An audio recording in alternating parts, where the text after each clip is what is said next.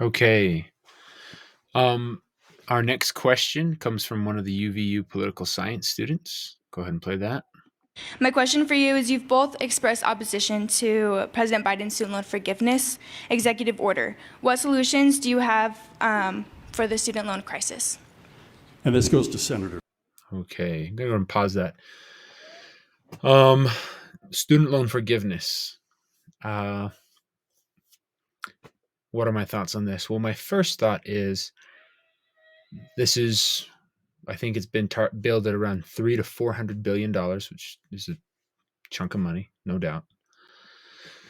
Um, and that this, this rampant inflation of the cost of college tuition, even in just a few decades, is astronomical.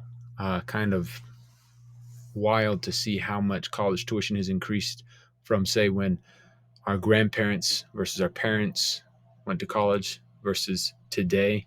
When my children go to college, what will the cost be? I'm a teacher. I support education and higher education. I think it's very important. I would like to see a reduction in education costs. I would like to see a separation of athletics and education. If we're going to fund education, it needs to be education. As a student myself, I saw waste in a lot of students who were receiving financial aid, such as Pell Grants and loans. They were turning around and and using them to buy cell phones or make car payments.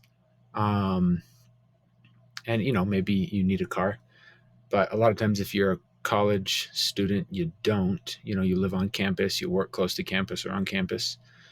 Going out and buying fancy shoes and clothes, things like that. I think there's a lot of waste in this area. So when we have guaranteed loans, that promotes being taken advantage of and being wasteful of. And I say that as far as lenders taking advantage of students, colleges, universities raising their costs because there's a guaranteed loan, and then the people taking out those loans being wasteful of that money. I grew up on a rural farm in Missouri, 10 siblings. Uh, Paying for college was a big deal. We all worked really hard to get scholarships and such because my parents couldn't put us through college. I remember my dad paid my first tuition, my first semester of college is at a community college. I was trying to knock out my associates really quickly, and so I was taking some summer classes, and my scholarship didn't cover that. And my dad came in and wrote a check. I think it was for about $1,800, and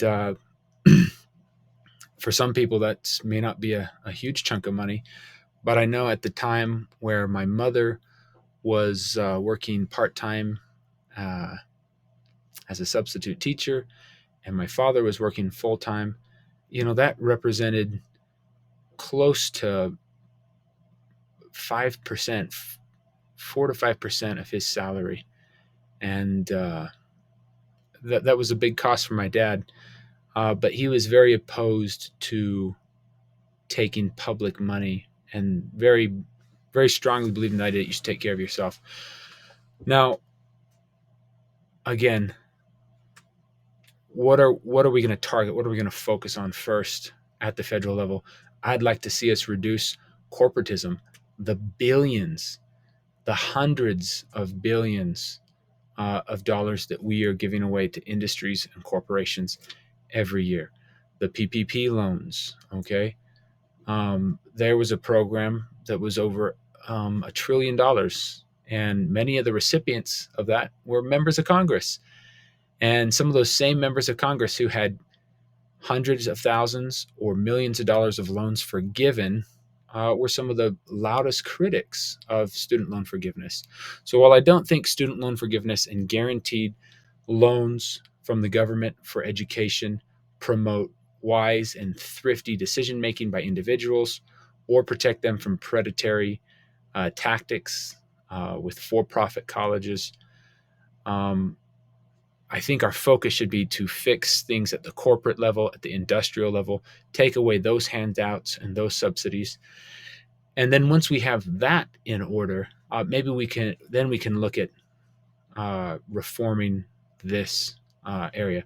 Now, if there was a push in Congress to end guaranteed loans, I would support that. In that, when we unshackle the public from inflation, when we unshackle the public from high taxes, your money's going to have more value. You're going to be able to save money more easily, and you're going to be able to pay for your education. Education will be cheaper when it's not subsidized by the government. And I think we should let the private sector, private institutions, individuals tackle this. The federal government should not be in the business of subsidizing this. But again, my focus is, let's fix corporatism. Let's fix handouts to banks, companies. Let's cut back on our defense budget. And then we can continue putting our financial house in order.